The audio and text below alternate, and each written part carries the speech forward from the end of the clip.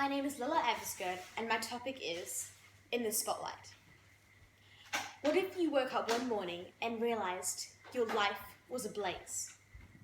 During the summer holidays, a town called Malakuta almost got completely destroyed by the recent fires. Now, the same thing happened in countless communities over Australia.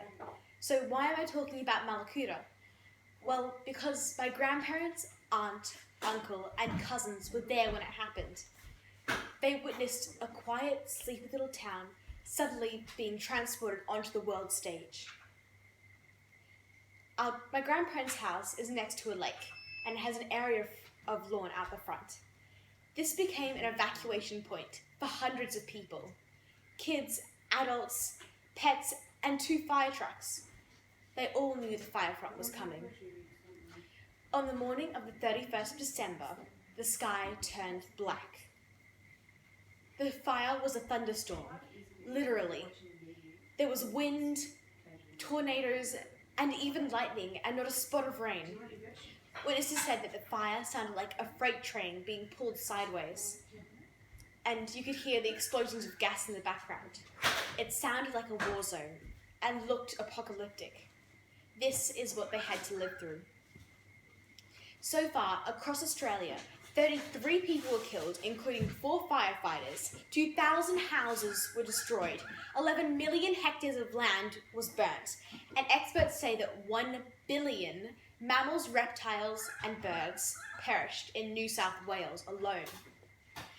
This horrible event pushed Malakuta into the spotlight. News of what happened to this town was all over the news. Even word of the Australian fires was even in the New York Times. But the media moves on, and one thing that the news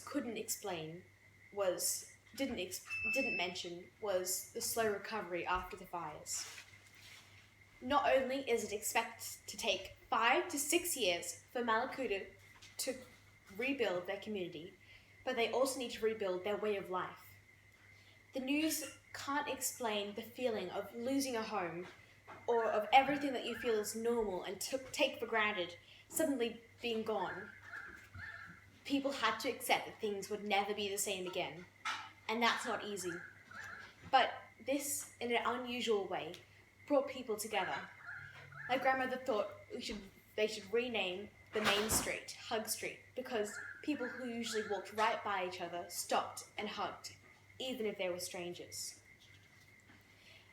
And like the people of Malakuta came together, we as a school, as a nation, can come together to support the people affected by the bushfires, because there's still a long way to go.